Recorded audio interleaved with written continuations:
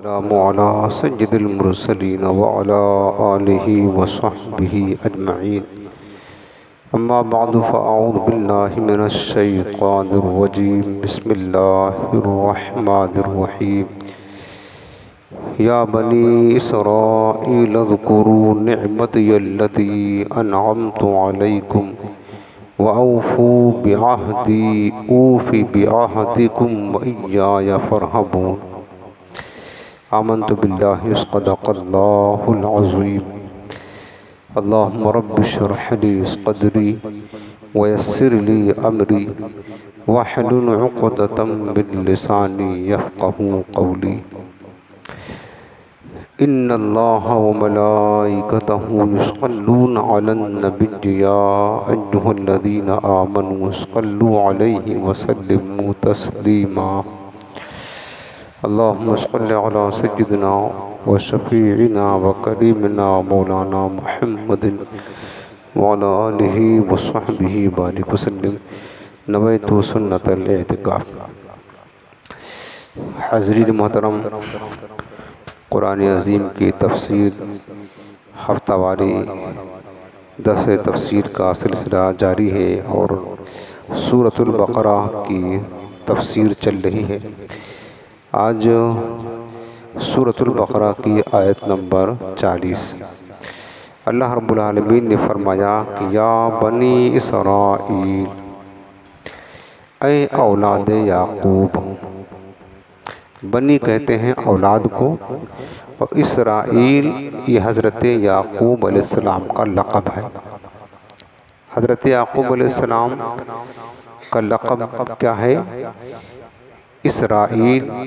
اور حضرت یعقوب علیہ السلام یہ حضرت اسحاق علیہ السلام کے بیٹے تھے، اور حضرت اسحاق علیہ السلام حضرت ابراہیم علیہ السلام کے بیٹے تھے. گویا کہ حضرت یعقوب علیہ السلام حضرت ابراہیم خلیل اللہ علیہ السلام کے پوتے تھے.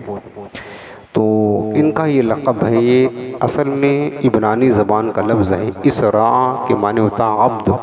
عبد کہتے ہیں بندہ کو، اور ایل کہتے ہیں عبرانی زبان میں اللہ کو. جیسے عربی زبان میں عبداللہ کہتے ہیں اللہ کا بندہ، تو عبرانی زبان میں اسرائیل کے معنی ہوتا عبداللہ، اللہ کا بندہ. تو یہ حضرت یعقوب علیہ السلام کا لقب تھا. آپ کا نام تو یعقوب تھا. تو حضرت یعقوب علیہ السلام کی جو اولاد تھی ان کو بنی اسرائیل کہا جاتا ہے. ٹھیک ہے نا؟ حضرت یعقوب علیہ السلام کی جو اولادیں ہوئیں انہی کو کیا کہا جاتا ہے؟ بنی اسرائیل کہا جاتا ہے. اور یہ بھی یاد رکھے کہ حضرت یعقوب علیہ السلام کے بعد جتنے بھی پیغمبر آئے حضرت عیسیٰ علیہ السلام تک، سوائے آخری نبی کے، سارے کے سارے پیغمبر یہ حضرت یعقوب علیہ السلام کی اولاد ہی سے ہو کر کے آئے ہیں. جتنے بھی نبی آئے ہیں سوائے حضور علیہ السلام کے، سب اولاد یعقوب سے تھے. بنی اسرائیل کہا جاتا ہے. تو اللہ رب العالمین نے بنی اسرائیل، آپ سمجھ گئے، اولاد یعقوب کو بنی اسرائیل کہا جاتا ہے. تو اللہ تعالیٰ نے انہیں خطاب کیا کہ یا بنی اسرائیل، اے اولاد یعقوب، اذکروا نعمتی، میری نعمت کو یاد کرو، التی انعمت علیکم، جو نعمت میں نے تم پر کی ہے، وَأَوْفُوا بِعَهْدِي، اور میرے عہد کو یعنی مجھ سے کیا ہوا وعدہ پورا کرو. اوف بعہدکم، میں تم سے کیا ہوا اپنا وعدہ پورا کروں گا. وَإِيَّايَ فَارْهَبُونَ، اور صرف مجھی سے ڈرو. یہ اللہ رب العالمین نے بنی اسرائیل کو حکم دیا. اب دیکھیں کہ یہ جو آیت نمبر 40 ہے، آیت نمبر 40 سے لے کر کے سورہ بقرہ کی آیت نمبر 150 تک اکثر آیات میں بنی اسرائیل کے عروج و زوال، عزت و ذلت، جزا و سزا، ان تمام چیزوں کا اچھے برے کردار کا تذکرہ تفصیل کے ساتھ اللہ نے بیان فرمایا ہے۔ بنی اسرائیل کے جو اعمال اور احوال تھے، ان کے کردار تھے، پھر اسی بیان کو قرآن عظیم میں بار بار دہرایا گیا ہے۔ قرآن کی کئی صورتوں میں بنی اسرائیل کا تذکرہ موجود ہے۔ اس بار بار کی تکرار میں ایک بڑی حکمت قوموں کے عروج و زوال اور عزت و ذلت کا فلسفہ سمجھانا مقصود ہوتا ہے، یعنی کسی چیز کو بار بار ذکر کرنا اس بات کی دلیل ہے کہ اس چیز کی اہمیت بہت زیادہ ہے۔ جیسے مثال کے طور پر ایک نماز آپ دیکھ لیں، نماز ایک ہی شے ہے، ایک حقیقت ہے نا، لیکن صرف قرآن عظیم میں اللہ تعالیٰ نے مختلف پیرائے میں نماز کا تذکرہ 700 سے زائد مرتبہ فرمایا ہے۔ ایک ہی حقیقت نماز، صرف قرآن میں کتنا 700 سے زائد مرتبہ صرف نماز کی تاکید کی ہے، اور باقی احادیث مبارکہ میں نماز کی کتنی تاکید ہے تو بے شمار ہے۔ تو بار بار کسی چیز کا تکرار کیا جانا، بار بار کسی چیز کو سمجھانا، ذکر کرنا، یہ اس بات کی نشانی ہوتی ہے کہ اس چیز کو سننے والا اس کو مطلب سیریسلی اس کو سمجھے، اور کیا کہتے ہیں کہ اس پر غور و فکر کرے۔ اس میں ایک بہت بڑی حکمت یہ ہوتی ہے، اور مسلمانوں کو اس سے عبرت دلانا مقصود بھی ہے۔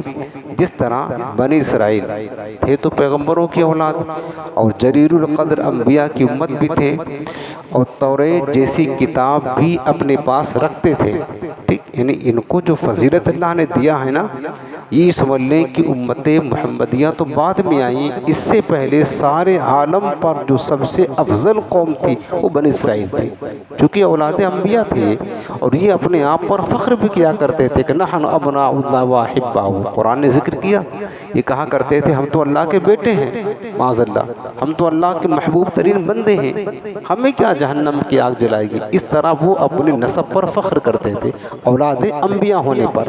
اب اللہ نے جو ان کو عزت دی تھی، ایک تو بنی اسرائیل انبیاء کے اولاد تھے، جلیل القدر پیغمبروں کی امت بھی تھے، توریت جیسی اللہ کی عظیم کتاب اپنے پاس رکھتے تھے، اس کے باوجود جب انہوں نے اپنا عمل بگاڑ دیا، اپنا عقیدہ بگاڑ دیا، تو نتیجہ کیا نکلا کہ اولاد انبیاء ہونا انہیں کچھ کام نہ آیا، اللہ کی بارگاہ سے یہ ذلت اور رسوائی میں پڑ گئے، مغلوب ہو گئے، ہزیمت کھا گئے، اور ذلت اور پستی ان کا مقدر ہو گیا۔ ذلت اور پستی مقدر ہو گیا کب؟ جب انہوں نے اپنے نبی کی تعلیمات کو چھوڑا، اپنی کتاب کی تعلیم کو چھوڑا، اپنے پیغمبر کو بھلا دیا، عقیدے اور عمل کو خراب کر دیا، بگاڑ دیا، تو پھر کیا ہوا؟ ان کو اللہ نے ذلیل و رسوا کر دیا۔ ذلیل کیا کر دیا؟ رسوا کر دیا۔ اسی طرح اب دیکھنا ہے میرے عزیزوں، اللہ نے اس بات کا ذکر قرآن عظیم میں بار بار کیا ہے، بنی اسرائیل کی مثالیں دی ہیں، تکرار کے ساتھ بیان کیا ہے کہ دیکھو بنی اسرائیل وہ قوم ہے جو اولاد انبیاء، اور جب تک انہوں نے اپنے نبی کی اطاعت کی اور ان کی تعلیمات پر عمل کیا، عقیدہ اور عمل کو درست رکھا، اللہ نے ان کو عزتیں بخشی، بلکہ سارے عالم پر ان کو فضیلت دی ہے۔ لیکن جب انہوں نے اپنے نبی کی توہین کی، پیغمبروں کو قتل کیا اور اپنے نبی کی تعلیمات کو بھلا دیا، تو پھر وہی بنی اسرائیل اگرچہ تھے اولاد انبیاء، اللہ نے انہیں ذلت کے گڑھے میں لے جا کر کے پھینک دیا اور مردود ہو گئے، اور آج تک وہ اس قوم پر وَضُرِبَتْ عَلَيْهِمُ الذِّلَّةُ وَالْمَسْكَنَةُ، اللہ نے فرمایا کہ ان پر ذلت اور مسکنت، رسوائی مسلط کر دی گئی بنی اسرائیل پر۔ تو دیکھو انہیں پیغمبر کی تعلیمات پر عمل کرنا، پیغمبر کے ساتھ نسبت اپنا قائم رکھنا، تعلقات مضبوط رکھنا، عزت پانے کے لیے یہ انتہائی ضروری ہے، بنیادی چیزیں جسے بول لیں۔ تو اسی طرح اب دیکھیں امت مسلمہ بھی اپنے عروج و زوال کے اسباب کو اسی آئینے میں دیکھ سکتی ہے۔ آج ہمارا جو حال ہے نا امت مسلمہ کا، کسی سے ڈھکا چھپا نہیں ہے، ہر جگہ پوری دنیا میں مسلمان اس دور میں ذلت کی زندگی گزار رہا ہے، ہر دور، اور اس سے پہلے کبھی ایسا نہ ہوا۔ آج کے اس دور میں جہاں جو ملک چاہتا مسلمانوں کو بری طرح نسل کشی کرتا ہے، قتل و غارت گری کرتا ہے، ان کے حقوق کو ختم کر دیتا ہے، ان کی عورتوں کو جو ہے نا تباہ و برباد کر دیتا ہے، ہر جگہ آپ دیکھ لیں، اور مثالیں ہمارے پاس کئی ہیں۔ فلسطین کا حال ابھی فی الوقت جاری ہے، اپنی نگاہوں کے سامنے دیکھ رہے ہیں۔ ملک شام کے حالات دیکھ لیں، عراق کے حالات دیکھ لیں، بغداد کے حالات دیکھ لیں، افغانستان کے حالات پڑھ لیں، کشمیر کے حالات پڑھ لیں، اپنے ہندوستان جس ملک میں آپ رہتے ہیں اب یہاں کے حالات دیکھ لیں، ہر جگہ مسلمان ذلت اور ذلت ہی کی زندگی گزار رہا ہے۔ وجہ کیا ہے؟ تو وجہ قرآن نے سمجھا دیا، بنی اسرائیل کا تذکرہ کر کے بتا دیا کہ بنی اسرائیل نے جو کیا، اپنے پیغمبروں کی تعلیمات سے انحراف کیا، عقید عمل میں بگاڑ ان کے پیدا ہوا تو ان کو ذلت ملی۔ تو اے امت مسلمہ، تم بھی اگر اسی نہج پر چلو گے جس نہج پر بنی اسرائیل چلے تو تمہارا بھی انجام یہی ہوگا۔ سمجھ رہے ہیں؟ تو آج لوگ پوچھتے ہیں کہ مسلمان مغلوبیت، ذلت اور پستی کا شکار کیوں ہیں؟ لوگ پوچھتے ہیں مسلمان اتنے ذلیل کیوں ہیں؟ حالانکہ کتنے اعلیٰ نبی کی امت ہے مسلمان، یار سید المرسلین کی امت ہے پیارے۔ جب وہ بنی اسرائیل پیغمبروں کی امت اور ان کی اولاد ہونے کے باوجود اللہ نے جب انہوں نے تعلیمات پیغمبر پر عمل کیا تو بہت عروج بخشا رب العالمین نے، بلکہ تمام عالم پر ان کو فضیلت دی، وَأَنِّي فَضَّلْتُكُمْ عَلَى الْعَالَمِينَ کا خطاب دیا۔ لیکن یہ تو امت تو سید المرسلین کی امت ہے پیارے، اس سے بڑھ کر تو عظمت کسی کو نہیں ہے، نہ کسی امت کو ہے، نہ کسی فرد کو ہے، نہ کسی مخلوق کو ہے۔ سید المرسلین کی امت ہے، اور یہ وہ امت ہے جس امت میں آنے کی حضرت موسیٰ اللہ کے کلیم کیا کہا کرتے تھے؟ اللہم اجعلنی من امت احمد، اے اللہ تو مجھے نبی بنانے کے بجائے اپنے آخر نبی کو امتی بنا دے۔ یہ دعا کیا کرتے تھے یار، اللہ کے خلیل دعا کیا کرتے تھے، پیغمبر ہیں لیکن خواہش کیا کر رہے ہیں؟ مولا تو مجھے اپنے آخری نبی کا امتی بنا دے۔ اس امت کی شان تو یہ ہے، اس امت کی شان تو یہ ہے، تو لیکن آج ذلت پسمانی کا شکار ہے۔ قرآن میں بیان کردہ بنی اسرائیل کا جو قومی و اجتماعی کردار اور موجودہ دور کے مسلمانوں کا قومی و اجتماعی کردار سامنے رکھ کر موازنہ کریں، خود ہی سمجھ میں آ جائے گا کہ اگر بنی اسرائیل کو کانٹے بونے پر کانٹے ملتے تھے تو ہمیں بھی کانٹے بونے کے بدلے انجیر نہیں ملے گا۔ جیسے بوئیں گے وہی کاٹیں گے، جو بوئیں گے ہم، جو بوئیں گے وہی کاٹیں گے۔ بنی اسرائیل جو بوئے وہی کاٹے، تو ہم بھی یہ دیکھ سکتے ہیں۔ یہ ہمارے لیے در حقیقت بنی اسرائیل کے واقعات کا تکرار کے ساتھ بیان کیا جانا امت مسلمہ کے لیے بہت بڑی نصیحت اور عبرت ہے۔ ایک ہی سبب ہے امت کے زوال کا، جس کو ایک لفظ میں آپ یوں سمجھیں کہ طریق مصطفیٰ کو چھوڑنا ہے وجہ بربادی۔ بس ایک ہی سبب ہے، طریق مصطفیٰ کو چھوڑنا ہے وجہ بربادی، اسی سے قوم دنیا میں ہوئی بے اقتدار اپنی۔ درس قرآن کو اگر ہم نے نہ بھلایا ہوتا، یہ زمانہ نہ زمانے نے دکھایا ہوتا، بس اور کوئی سبب نہیں ہے۔ اس امت کو جو زوال ہے نا، اس لیے کہ مال نہیں ہے، دولت نہیں ہے، حکومت نہیں ہے، نا سب کچھ ہوتا۔ اور آپ تاریخ شروع سے لے کر آج تک اسلام کی تاریخ پڑھ لیں، جب تک امت اپنے نبی سے وفادار رہی، ٹھیک ہے نا، جب تک امت اپنے نبی سے وفادار رہی، ساری اسلام کی تاریخ پڑھ کر کے دیکھ لے، تب تک اس امت کو ترقی روز بروز عروج ملتا رہا، بلندی ملتی رہی۔ اور پھر وہ بھی دور آیا جب آدھی دنیا تک مسلمانوں نے بھوکے پیاسے رہ کر کے اسلام کا پرچم گاڑا۔ دی اذانیں کبھی یورپ کے کلیساؤں میں اور کبھی افریقہ کے تپتے ہوئے صحراؤں میں، دشت تو دشت ہے دریا بھی نہ چھوڑے ہم نے، بحر ظلمات میں دوڑا دیے گھوڑے ہم نے۔ یہ ہمارا کردار تھا، آج نہیں ہے، تھا۔ کب تھا؟ جب یہ امت اپنے نبی کی وفادار رہی، تب بھوکے رہ کر، فاقہ برداشت کر کے، پیاسے رہ کر کے، یہ سب کچھ انہوں نے جو ہے نا ترقی پہ ترقی کرتے چلے گئے۔ آج ہمارے پاس سب کچھ ہے، پیٹ بھی بھرا ہے، خواہش بھی بھری ہے، ہر چیز ہے، ہر نعمت، بھوکے نہیں ہیں، سب کچھ ہے، مکان بھی ہے، دکان بھی ہے، دولت بھی ہے، عزت بھی، سب کچھ ہے۔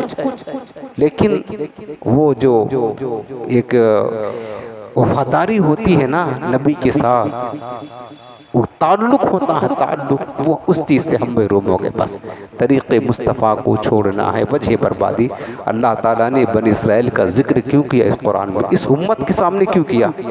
سوال ہے، وہ امت تو گزر چکی پہلے، ہم تو نبی آخر الزمانے کی امت ہیں، ہماری کتاب میں، ہماری شریعت میں اللہ نے اس امت کا ذکر کیوں کیا اور بار بار کیا؟ میں نے بتایا نا کہ 40 نمبر آیت سے لے کر کے 150 تک کتنی آیتیں بنتی ہیں، آپ سنیں کتنی آیتیں صرف ان کا تذکرہ ہے، اور صرف اسی میں نہیں بلکہ قرآن عظیم کی مختلف صورتوں میں بنی اسرائیل کا ذکر ہے۔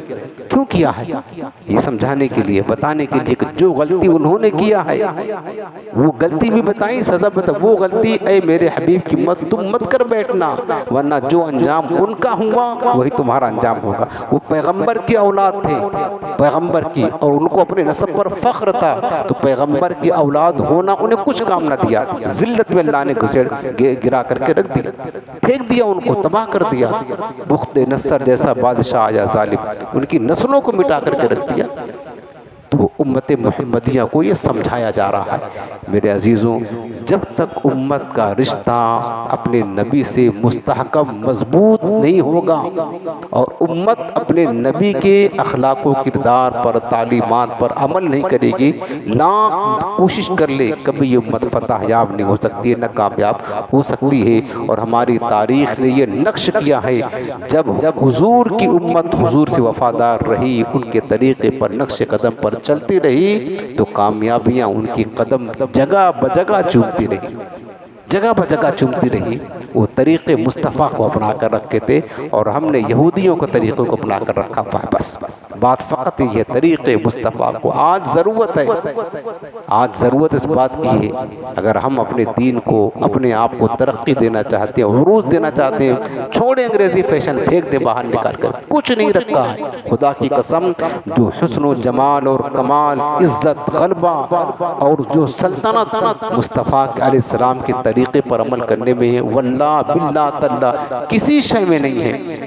مسلمانوں کی عزت اور کہیں سے نہیں، مصطفیٰ کے در دولت سے ملتی ہے، حضور کے قدموں کو سے چمٹ جانے سے ملتی ہے، یاد رکھنا، اور کہیں سے نہیں ملتی۔ حضرت عمر فاروق اعظم جب گئے نا وہاں بیت المقدس کی فتح پر، پتہ تاریخ میں لکھا ہوا ہے، تو آپ کے پاس کیا تھا؟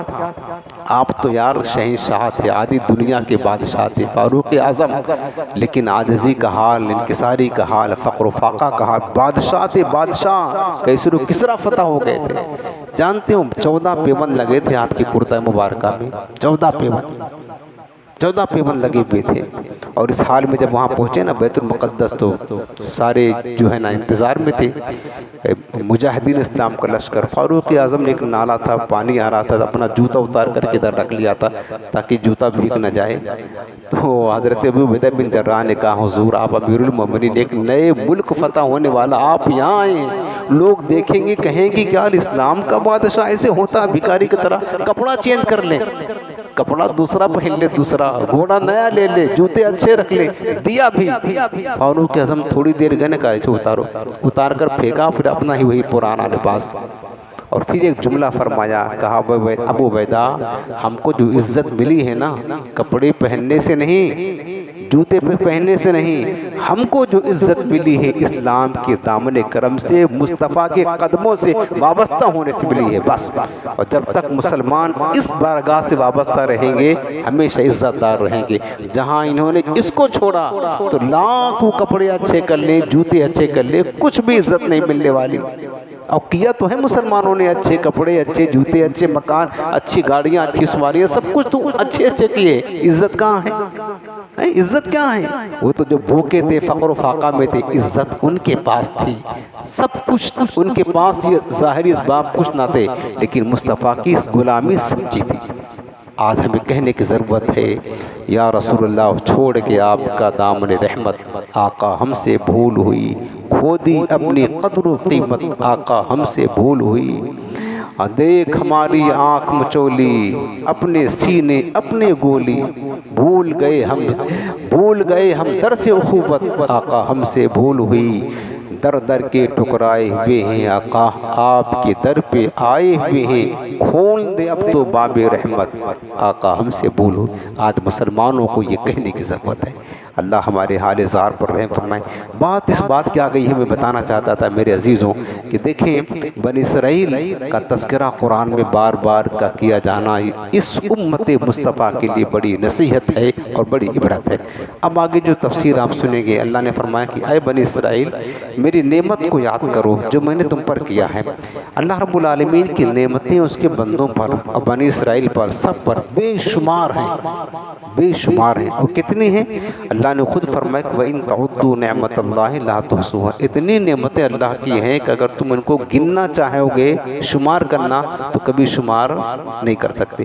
صرف دور نہ جائیں اپنے سر سے لے کر پیر تک، اپنے وجود پر غور کر لیں، لاکھوں کروڑوں نعمتیں ہمارے وجود میں پوشیدہ ہیں اللہ تعالیٰ کی، لاکھوں کروڑوں نعمتیں۔ ایک نس معمولی اپنی جگہ سے ذرا سے مس ہوئی نا، انسان کی زندگی جہنم بن جاتی ہے۔ یہ اللہ کی نعمت نہیں ہے کیا؟ آسانی کے ساتھ ساتھ چل رہی ہے، اتنی نعمتیں اللہ تعالیٰ کی ہیں۔ تو دیکھیں عام نعمتوں کے علاوہ یہ تو اللہ کی نعمتیں سب پر ہیں، جو نعمتیں بنی اسرائیل کو عطا ہوئیں اس کے بارے میں فرمایا جا رہا ہے۔ یہ تو عام نعمتیں جو اللہ نے سب کو دی ہیں، اس کے علاوہ بنی اسرائیل پر اللہ نے کچھ خصوصی نعمتیں دی تھی، اس کو اللہ نے یاد دلایا کہ بنی اسرائیل جو میں نے تم پر نعمت کی ہے، خاص نعمت، اس کو یاد کرو۔ تو اس آیت میں نبی کریم السلام کے زمانے کے جو یہودی تھے ان کو مخاطب کر کے ان سے فرمایا جا رہا ہے اے بنی اسرائیل میرے وہ احسان یاد کرو جو میں نے تمہارے باپ دادا پر کیے۔ انہی کی نسل سے تھے نا حضور السلام کے دور کے جو یہودی تھے اور مدینہ میں آباد تھے، قبائل یہود کے، ان سے فرمایا جا رہا ہے کہ جو میں نے نعمتیں تمہارے باپ دادا پر کی ہیں ان نعمتوں کو یاد کرو، چونکہ باپ دادا کو دی گئی نعمتیں ان کی اولاد کے حق میں بھی نعمتیں ہوتی ہیں، کیونکہ ان نعمتوں سے ان کو عظمت اور فضیلت حاصل ہوتی ہے، اور خصوصاً یہ نعمتیں ان کی بقا کا سبب ہیں۔ اگر آپ دیکھیں کہ فرعون بنی اسرائیل کی نسل کشی جاری رکھتا یا فرعون کے ساتھ بنی اسرائیل کو بھی سمندر میں غرق کر دیا جاتا تو آج دنیا میں یہودیوں کا وجود بھی نہ ہوتا، لیکن اللہ نے یہ احسان فرمایا نا، فرعون کو ڈبو دیا اور بنی اسرائیل کو بچا لیا، تو وہ نعمت کی، تو وہ نعمت ایسی اللہ نے کی کہ آج تک یہودی ان کی نسل سے ہیں، اگر وہی ختم ہو جاتے تو ڈبو دیتا تو نہ بچاتا اللہ تعالیٰ، تو پھر آج یہودی نہ ہوتے، لیکن اللہ نے ان کے باپ دادا پر نعمت کی، احسان کیا، انہیں دریا سے سلامتی کے ساتھ نکال لیا، تو آج بنی اسرائیل ہے، تو باپ دادا کی نعمتیں اولاد کے حق میں بھی نعمتیں ہوتی ہیں۔ تو بتایا کہ اور وہ بنی اسرائیل کو جو خصوصی نعمتیں دی گئی تھیں وہ یہ ہیں، یعنی انہیں آل فرعون سے نجات دی، ان کے لیے دریا میں گزرگاہ بنایا، دریا یوں پھاڑ گیا، 12 چشمے، 12 مطلب راستے بن گئے، بادل کو ان پر سائبان کیا، دھوپ لگتی تھی بادل آ کر سایہ کرتا، کیسی کیسی نعمتیں یار، کھانے کے لیے ان پر من و سلوہ، آسمان سے یعنی جنت سے جو ہے نا من و سلوہ کھانا اتارا، ان کے لیے ایک پتھر سے پانی کے 12 چشمے جاری کیے، انہیں طاقتور قوموں پر فتح عطا فرمائی اور توریت جیسی عظیم کتاب عطا فرمائی، اور بہت بڑی نعمت یہ ہے کہ ان یہودیوں کو اپنے حبیب مبارک، اپنے حبیب علیہ السلام کا مبارک زمانہ عطا فرمایا جن کی آمد کی بشارت توریت اور انجیل میں دی گئی تھی۔ اتنی ساری نعمتیں، یہ خصوصی نعمت ہے بنی اسرائیل کو اللہ نے دی، عام نعمتیں تو بہت ہیں، یہ خاص نعمتیں جو اللہ نے صرف بنی اسرائیل کو دیا ہے، اس کا تذکرہ فرمایا اللہ نے کہ ان نعمتوں کو یاد کرو، اور خیال نہیں کہ یاد کرنے سے مناسب زبان سے تذکرہ کرنا نہیں ہے، بلکہ اس سے مراد یہ ہے کہ اللہ تعالیٰ کی اطاعت و بندگی کر کے ان نعمتوں کا شکر بجا لائیں، کیونکہ کسی نعمت کا شکر نہ کرنا اس نعمت کو بھلا دینے کے مترادف ہے۔ نعمت کا تقاضا یہ ہے کہ اس کا شکر بجا لائیں اور اللہ تعالیٰ کی اطاعت کریں۔ تو اللہ تعالیٰ نے ان کو یہ نعمتیں اس لیے یاد دلائیں کہ وہ غور و فکر کریں، اور جب کوئی شخص کسی کی بکثرت نعمتوں کو یاد کرتا ہے تو اس کی مخالفت سے حیا آتی ہے، یار ہمارے ساتھ اتنا یہ احسان کہ ہم کیسے اس کی بات ٹالیں۔ تو یہودیوں کو اللہ تعالیٰ کے حکام کی مخالفت سے باز آنا چاہیے، اور توریت میں نبی کریم علیہ السلام کی جن نعتوں کا صفتوں کا ذکر ہے اسے چھپانا نہیں چاہیے، اور توریت کی وساطت سے یہود نے اللہ تعالیٰ سے جو عہد کیا تھا اس کو پورا کرنا چاہیے، اور وہ عہد یہ تھا کہ وہ اللہ تعالیٰ کے کسی حکم کی نافرمانی نہیں کریں گے، اور اللہ تعالیٰ کے حکام میں ایک حکم یہ بھی تھا کہ وہ محمد مصطفیٰ صلی اللہ علیہ وسلم پر ایمان لائیں گے تو اللہ تعالیٰ بھی ان سے کیا ہوا عہد پورا کرے گا اور انہیں جنت میں داخل کرے گا۔ اب دیکھیں جو اللہ نے فرمایا کہ اوفو بعہدی، ایک تو ہماری نعمتیں یاد کرو، اگر تم میری نعمتوں یاد کرو گے تو پھر میری ناشکری نہیں کرو گے، میری اطاعت کرو گے، میں تمہیں جو حکم دوں گا اس پر عمل کرو گے۔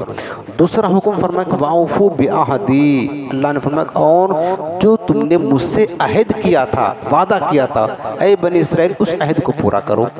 اب اللہ تعالیٰ کا، اور پھر اللہ نے کیا فرمایا اوفی بعہدکم، تو میں اپنا وعدہ پورا کروں گا، یعنی جو تم نے مجھ سے وعدہ کیا تھا وہ تم پورا کرو، جو میں نے تم سے وعدہ کیا ہے وہ میں پورا کروں گا۔ یہ دیکھیں اللہ تعالیٰ کا انتہائی کرم ہے، اس کا فضل ہے کہ اس نے برابر کا معاملہ کرنے کا فرمایا کہ تم مجھ سے کیا ہوا عہد پورا کرو، میں تم سے کیا ہوا عہد پورا کروں گا، ورنہ کہاں بندہ کہاں خدا، بندہ تو اس کا محتاج ہے، اور حکم بجا لائے تو اس کا کام ہی بندگی کرنا ہے، اور اس اطاعت پر جو اس نے جنت عطا کرنے کا وعدہ فرمایا وہ محض اس کا کرم اور فضل ہے، کسی کا اس پر کوئی حق نہیں ہے۔ چاہیے تو یہ تھا کہ بندہ بندگی کا تقاضا ہے وہ بندگی کرے، اللہ تعالیٰ سے کیا ہوا عہد کو پورا کرے، اس کا کام ہی ہے۔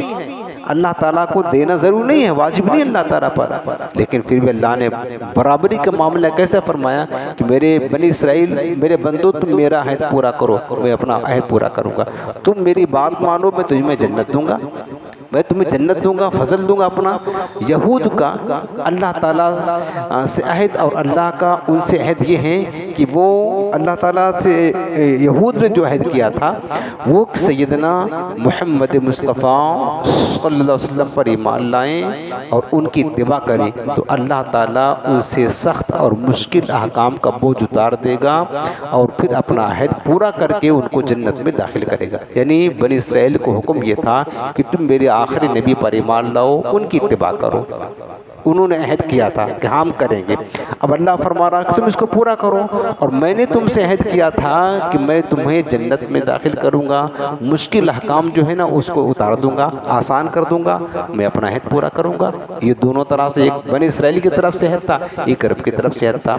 دوسرا ایک قول اور اس سے یہ مراد ہے اس عہد سے کہ جو اللہ تعالیٰ نے حضرت موسیٰ علیہ السلام کے ذریعہ بنی اسرائیل سے عہد لیا کہ میں آخری زمانے میں حضرت اسماعیل علیہ السلام کی اولاد میں سے ایک نبی بھیجنے والا ہوں، تو وہ اس نبی پر ایمان لائیں، ان کی اتباع کریں تو دنیا میں ان کی جان اور مال محفوظ رہے گا اور آخرت میں وہ دائمی عذاب سے بچے رہیں گے، اور میں ان کے گناہ بخش دوں گا اور انہیں جنت میں داخل کروں گا اور انہیں دگنا ثواب دوں گا۔ اور اس آیت کے آخر میں فرمایا اس عہد کے معاملے میں خاص مجھ سے ڈرنا، اور کیونکہ عہد شکنی کے معاملے میں اللہ کے قہر و غضب کا سامنا کرنا ہوگا۔ وَإِيَّايَ فَارْهَبُونَ، فرمایا کہ عہد توڑنے کے سلسلے میں مجھ سے ڈرتے رہنا، پھر میں تمہیں اگر تم نے میرا عہد توڑا تو تمہیں سزا دوں گا۔ تو یہ بنی اسرائیل کے ذریعہ سے یہودیوں نے وعدہ کیا تھا کہ ہم جب آخری نبی تشریف لائیں گے ہم ان پر ایمان لائیں گے، لیکن ان بدبختوں نے ابھی تک اس عہد کو پورا نہیں کیا، اس عہد کو پورا نہیں کیا، اور آخری نبی پر ایمان لانے کے بجائے ان کے دشمن بن گئے، ان کے حاسد بن گئے اور ان کے جو ہے نا مخالف بن گئے۔ تو اس آیت کریمہ میں اس بات کا تذکرہ ہے۔ پھر اگلی آیت نمبر 41 میں فرمایا کہ وَآمِنُوا، خطاب انہی سے ہے بنی اسرائیل سے، فرمایا اے بنی اسرائیل ایمان لاؤ، بِمَا أَنزَلْتُ، جو اس کتاب پر جو میں نے نازل کیا ہے، اس سے مراد قرآن ہے، جو میں نے اپنے آخری نبی پر کتاب نازل کی قرآن، اس پر ایمان لاؤ، چونکہ یہودی قرآن پر تو ایمان لاتے نہیں ہیں، توریت پر ایمان لاتے ہیں۔ اللہ تعالیٰ انہیں حکم دے رہا ہے کہ جو میں نے قرآن اپنے نبی آخر زمان پر نازل کیا اس قرآن پر ایمان لاؤ، مصدقا لما معکم، اور اس قرآن کی شان یہ ہے کہ یہ قرآن تمہارے پاس جو کتاب ہے توریت و انجیل، اس کتاب کی تصدیق کرتا ہے، اس کتاب کی تصدیق کرتا ہے، چونکہ توریت انجیل میں یہ بات موجود تھی کہ آخری نبی بھی آئیں گے، آخری زمانے میں آخری کتاب بھی آئے گی، اور وہ کتاب آ گئی تو تمہاری کتابوں نے، توریت انجیل نے جو کچھ بیان دیا تھا وہ سچ ہو گیا، وہ سچ ہو گیا نا۔ تو اس قرآن کی شان یہ ہے کہ فرمایا اس قرآن پر ایمان لاؤ، چونکہ یہ قرآن ایسی کتاب ہے جو تمہاری کتابوں کی تصدیق کرتا ہے۔ وَلَا تَكُونُوا أَوَّلَ كَافِرٍ بِهِ، اور فرمائے کہ سب سے پہلے اس قرآن کو یا اس نبی کو انکار کر کے سب سے پہلے کافر نہ بنو۔ وَلَا تَكُونُوا أَوَّلَ كَافِرٍ بِهِ، اس کو انکار کر کے سب سے پہلے کافر نہ بنو۔ وَلَا تَشْتَرُوا بِآيَاتِي ثَمَنًا قَلِيلًا، اور میری آیتوں کے بدلے تھوڑا دام وصول نہ کرو۔ وَإِيَّايَ فَاتَّقُونِ، اور صرف مجھ ہی سے ڈرو۔ اب دیکھیں، اب اللہ نے جو بنی اسرائیل کو حکم دیا دوسرا، آیت نمبر 41 میں، اے بنی اسرائیل کے علماء، اس قرآن پر ایمان لاؤ جو میں نے اپنے حبیب علیہ السلام پر نازل کیا، اور تمہارے پاس موجود کتاب توریت و انجیل کی تصدیق کرتا ہے، اور تم اہل کتاب میں سے قرآن مجید اور آخری نبی کے سب سے پہلے منکر نہ بنو، ورنہ جو لوگ بھی تمہارے پیچھے لگ کر کفر اختیار کریں گے تو ان کا وبال بھی تم پر آئے گا۔ اگر تم نے پہلے انکار کیا قرآن کا، پھر تم کو دیکھ کر کے تمہارے بعد والے جو لوگ انکار کریں گے تو پھر سب کا انکار کرنے کا وبال تمہارے اوپر آئے گا۔ فرمایا کہ اس لیے وَلَا تَكُونُوا أَوَّلَ كَافِرٍ بِهِ، سب سے پہلے تم اس کے منکر نہ بنو۔ اس آیت کا یہ مطلب نہیں کہ توریت میں یہود نے جو تحریفات کر دی ہے قرآن پاک ان تحریفات کی بھی تصدیق کرتا ہے، ایسا نہیں ہے۔ اب چونکہ اصلی توریت انجیل تو بچی نہیں ہے، انہوں نے کچھ ملا دیا، خلط مل کر دیا، کچھ گھٹا دیا، کچھ بڑھا دیا، اصلی جو نازل ہوئی تھی اب ان کے پاس نہیں ہے۔ تو قرآن جو تصدیق کرتا ہے تو اس کا مطلب یہ نہیں کہ جو انہوں نے ملایا ہے، گھٹایا بڑھایا سب کی تصدیق کرتا نہیں، بلکہ جیسی توریت اور انجیل اللہ نے نازل کی تھی، جو احکام تھے، قرآن صرف ان کی تصدیق کرتا ہے، ان کی تحریفات کی تصدیق نہیں کرتا۔ اصلی جو کتاب تھی نا، اصلی جو کتاب تھی قرآن صرف اس جو اللہ کا کلام تھا اس کی تصدیق کرتا ہے۔ اور یہ بھی یاد رہے کہ دیکھیں کہ نیکی اور بدی کے کام میں یہی اصول نافذ ہے کہ اس کی ابتدا کرنے والوں کو پیروی کرنے والے کے عمل کا ثواب یا عذاب بھی ملے گا۔ جیسے کہ ایک حدیث پاک ہے مسلم شریف میں کتاب العلم، حضرت جریر بن عبداللہ بجلی رضی اللہ تعالیٰ عنہ روایت کرتے ہیں کہ حضور نبی کریم صلی اللہ علیہ وسلم نے فرمایا کہ من سن فی الاسلام سنتا حسنتا فلہ اجرها واجر من عمل بها الى یوم القیامت من غیر ان ينقص من اجورهم شیئا۔ میرے آقا کریم نے فرمایا کہ جس نے اسلام میں کوئی اچھا طریقہ رائج کیا، اسلام میں کیا کیا، کسی اچھے طریقے کو ایجاد کیا جو پہلے وہ طریقہ نہیں تھا، اچھا طریقہ رائج کیا، تو جو لوگ اس پر عمل کریں گے اس کا ثواب ملے گا اس کو، اور قیامت تک جتنے لوگ عمل کریں گے سب کا ثواب بھی اس رائج کرنے والوں کو ملے گا، اور ان کے ثواب میں کوئی کمی نہ ہوگی، ان کے ثواب میں کوئی کمی نہ ہوگی، بلکہ ان کو تو پورا ثواب ملے گا، اور جس نے وہ طریقہ رائج کیا، جاری کیا، اس جاری کرنے والے کو بھی اس کا ثواب اس سب کے برابر اس کو ثواب ملے گا۔ یہ اسلام کا اصول ہے۔ اسی طریقے سے جس نے کوئی بدعات یا برا کام، گناہ کا کام رائج کیا تو اس کا گناہ اس کو ملے گا، اور قیامت تک جتنے لوگ اس پر عمل کریں گے سب کا جو ہے نا گناہ اس پر ملے گا۔ جیسے کہ مثال طور پر سب سے پہلا مرڈر جو قتل کیا تھا وہ قابیل نے کیا تھا، علماء نے لکھا ہے اب قیامت تک جتنے بھی قتل ہوں گے، اس نے رائج کیا، برا کام ہے نا، جتنے بھی قتل ہوں گے سب کو اس کا گناہ تو ملے گا، اور سب کا گناہ ملا کر ہر قابل کے خاتے میں جائے گا، چونکہ اس نے قتل جیسے گناہ اور جرم کو رائج کیا ہے، تو گناہ کو رائج کرنے والے کو اس کا گناہ اور اس پر عمل کرنے والوں کو گناہ ملے گا، اور جو نیکی کا کام رائج کرے اچھا طریقہ تو میرے آقا نے فرمایا کہ اس کا ثواب ملے گا، اور جتنے لوگ عمل کریں گے سب کا ثواب بھی اس کے خاتے میں جائے گا، سب کی نیکیاں اس کو بھی ملیں گی۔ اب اس آیت کا دوسرا جو حصہ ہے نا، فرمایا وَلَا تَشْتَرُوا بِآيَاتِي ثَمَنًا قَلِيلًا، اللہ نے فرمایا کہ اور میری آیتوں کے بدلے تھوڑی قیمت حاصل نہ کرو۔ بنی اسرائیل کے علماء کو اس میں تاکید کی ہے، منع کیا ہے۔ اس آیت کی تفسیر میں دنیا کے حقیر ذلیل مال کے بدلے اللہ تعالیٰ کی آیات بیچنے سے منع کیا گیا، اور یہاں ان آیات سے توریت اور انجیل کی وہ آیات مراد ہیں جن میں حضور پر نور علیہ السلام کے صفات و علامات کا بیان تھا۔ قرآن پاک کی یہ آیات ان یہود کے متعلق نازل ہوئی جنہیں اپنی قوم سے نذرانے اور وظائف ملتے تھے، اور انہیں ڈر تھا کہ اگر قوم کو معلوم ہو گیا کہ توریت میں محمد مصطفیٰ صلی اللہ علیہ وسلم کی نشانیاں بیان کی گئی ہیں تو لوگ ان کو سردار مان لیں گے، اور پھر جو ہے نا ان سرداروں کو چھوڑ کر کے ان کے پیچھے لگ جائیں گے، اور یوں جو قوم کی طرف سے نذرانے ملتے تھے نا وہ بند ہو جائیں گے۔ اسی کو فرمایا جا رہا ہے کہ اے یہود کے علماء، دنیا کے قلیل مال کے بدلے اللہ تعالیٰ کی آیتیں بیچتے ہو، ایسا نہ کرو۔ مطلب یہ ہے کہ دیکھیں جو توریت اور انجیل کا علم رکھتے تھے نا علماء یہود کے، اب ان کو تو اچھی طرح پتا تھا کہ آخری نبی کی صفات کیا ہیں، علامات کیا، سب کچھ توریت میں لکھا تھا، سب کچھ توریت میں لکھا تھا، آخری نبی آئیں گے ان کی یہ پہچان ہوگی، یہ صفات ہوگی، یہ علامات ہوگی، سب لکھا تھا۔ لیکن یہ بدبخت جو ہے نا اپنی قوم کو آخری نبی کی نشانی بتاتے ہی نہیں تھے۔ کیوں نہیں بتاتے تھے؟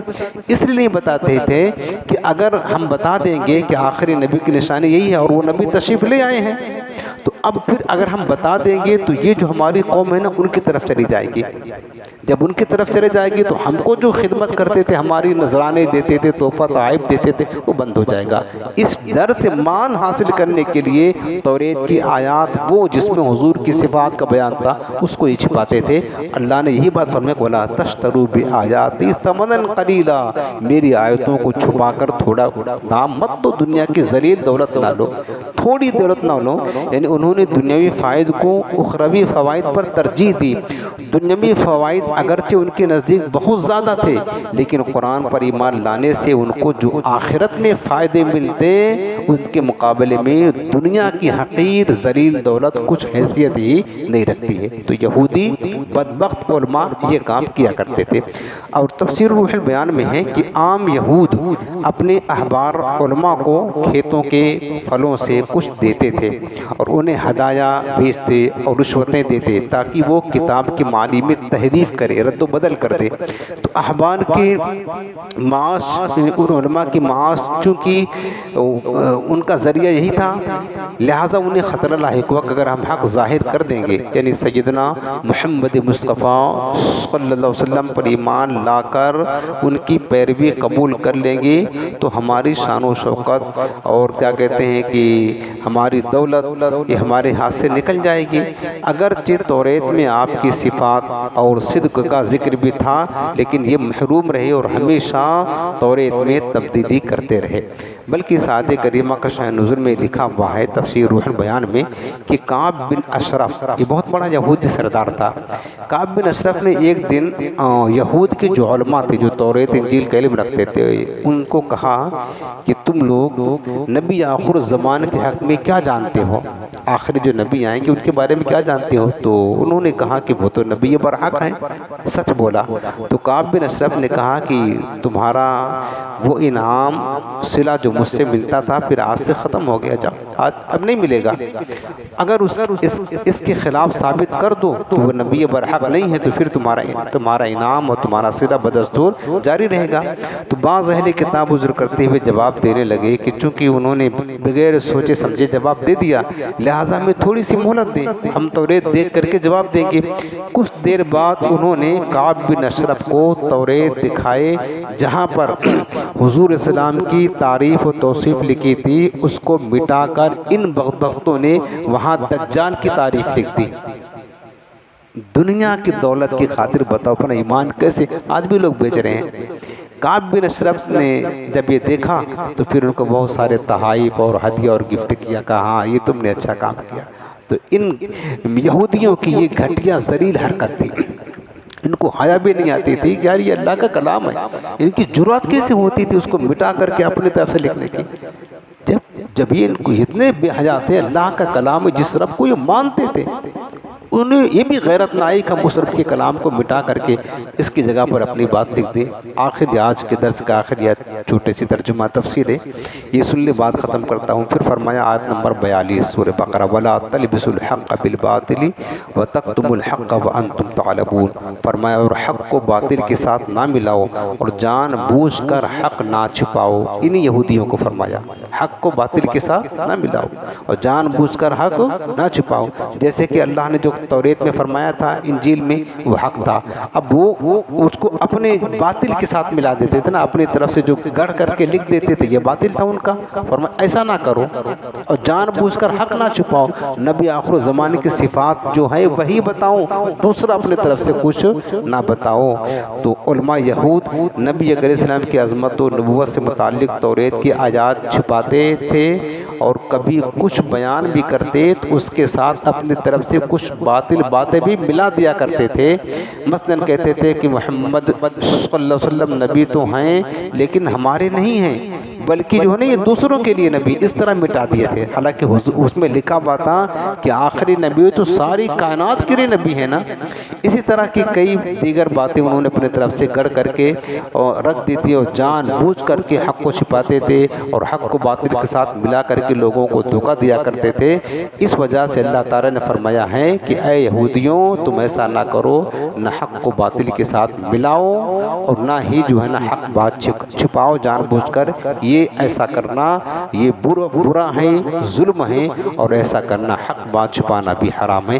اللہ تعالیٰ نور قرآن سے ہم سبوں کو روشن اور منور فرمائے۔